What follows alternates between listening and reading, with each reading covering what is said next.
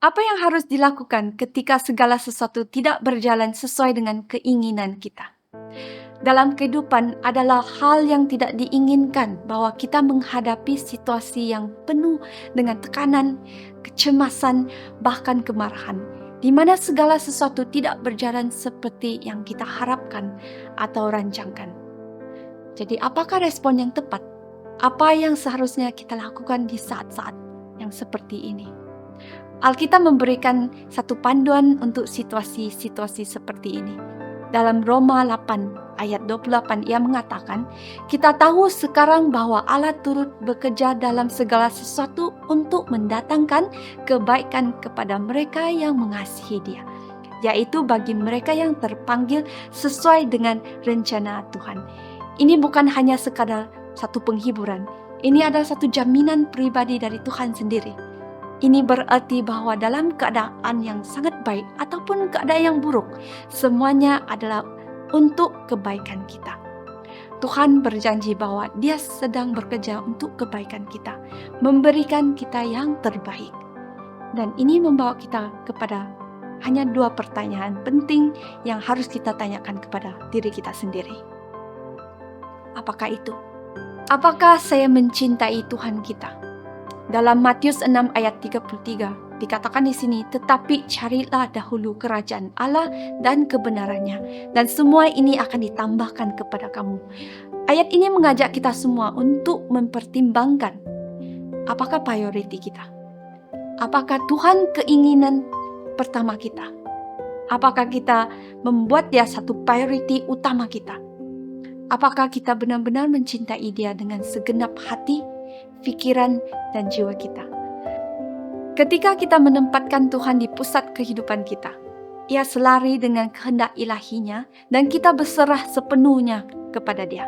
Ia mengubah perspektif kita di mana pencobaan menjadi satu berkat.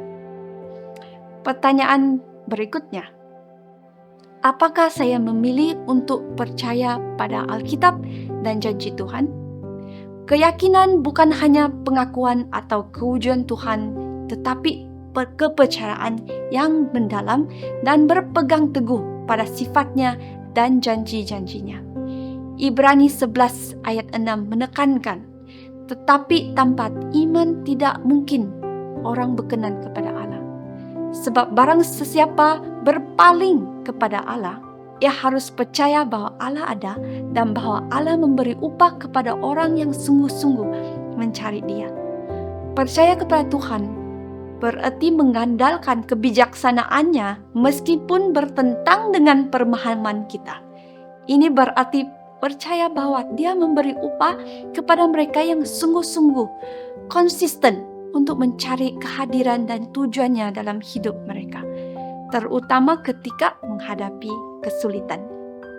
Pertimbangkan kisah Ayub, seorang pria yang mengalami kehilangan dan penderitaan yang sangat luar biasa. Meskipun pencobaan yang dia alami, Ayub dengan tegas mengatakan, lihatlah, ia hendak membunuh aku. Tak ada harapan bagiku. Namun aku hendak membela perilakuku di hadapannya. Ayub 13 ayat 15. Iman tak tergoyahkan Ayub pada kebaikan Tuhan menunjukkan respon yang tepat ketika dalam keadaan yang tidak baik. Selain itu, kehidupan Paulus juga mencerminkan perjalanan yang ditandai dengan kesulitan, dari penjara hingga hukuman sebat. Namun, dia menerima dugaan ini dengan perspektif yang berakar pada iman, mengenalinya sebagai kesempatan untuk mengembangkan Injil dan memperdalam ketergantungan pada kekuatan Tuhan. Dalam Yesaya 55 ayat 8 hingga 9 mengingatkan kita, sebab rancanganku bukan rancanganmu dan jalanmu bukan jalanku. Demikianlah firman Tuhan. Seperti tingginya langit dari bumi, demikianlah tingginya jalanku dari jalanmu dan rancanganku dari rancanganmu. Rencana Tuhan jauh lebih baik dari rencana kita, dan laluannya membawa kita menuju kebaikan abadi. Kesimpulannya, ingatlah untuk percaya kepada Tuhan dan memilih untuk memuji Dia. Bersyukurlah kepada Dia ketika Anda menghadapi ketidaktentuan dalam hidupmu.